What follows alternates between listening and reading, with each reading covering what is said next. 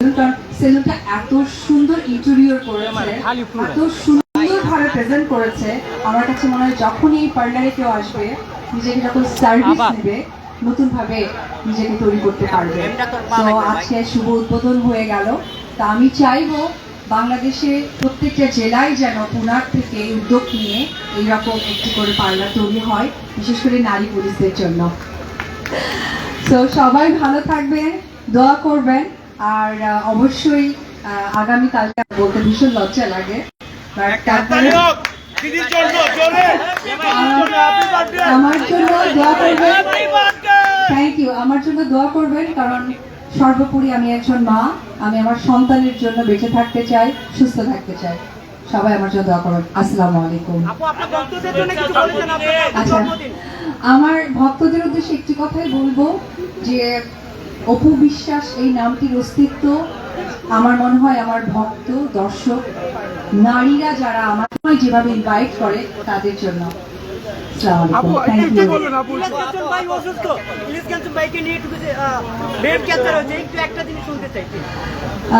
কাঞ্চন ভাই বেদের মেয়ে জ্যোৎস্না সিনেমাটি বাংলাদেশের ভাষাভাষীর মানুষ যারা যেখানেই আছে এই নামটা আমার মনে হয় খুব সহজেই স্মরণ করতে পারবেন।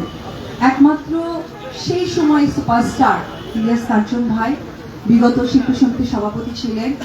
উনি গুরুতর অসুস্থ। আমি বাংলা দেশবাসী এবং বাংলা ভাষাভাষীর মানুষ যেখানে যে প্রান্তে আছেন, আমি একজন সহশিল্পী হিসেবে আমি দোয়া চাইব আল্লাহ তাআলা যেন তাকে সুস্থতা দান করে, কারণ তার সন্তান আছে, ফ্যামিলি আছে। প্রত্যেকটা মানুষই যেন সুস্থ থাকে। অবশ্যই কাঞ্চন ভাই যেহেতু গুরুতর অসুস্থ, আমি চাইবো উনি সুস্থ হয়ে আমাদের সকলের মাঝে সেই কাঞ্চন ভাইটি হয়ে ফিরে আসুন। সবাই ওনার জন্য দোয়া করবেন।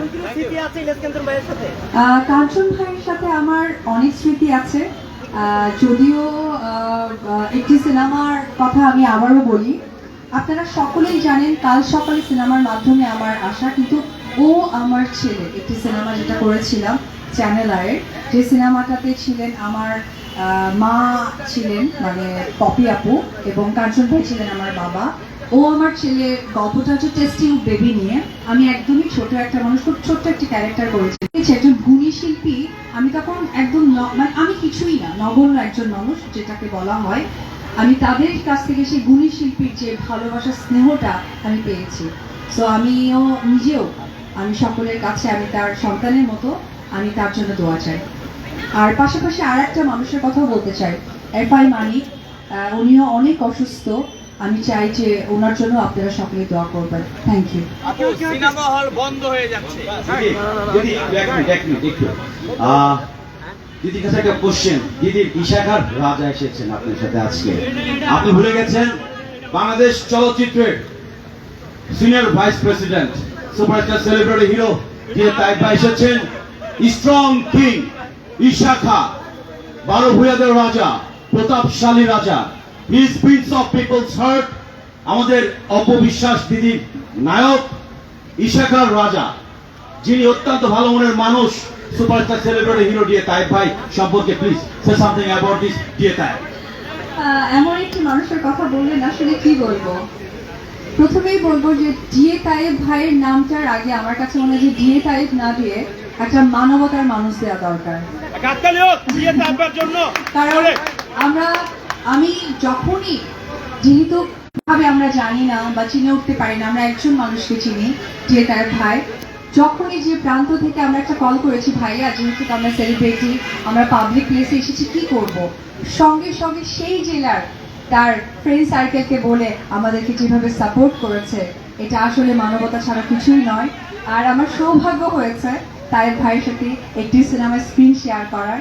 তো আমার নায়কের জন্য অনেক দোয়া, আরো যেন অনেক অনেক সিনেমা আমরা একসাথে করতে পারি, এটাই আমার আপনাদের কাছে বলা থাকবে। Thank you everyone. Thank you.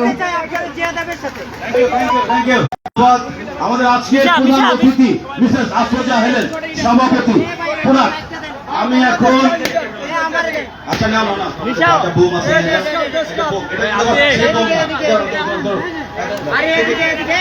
এটা ভাই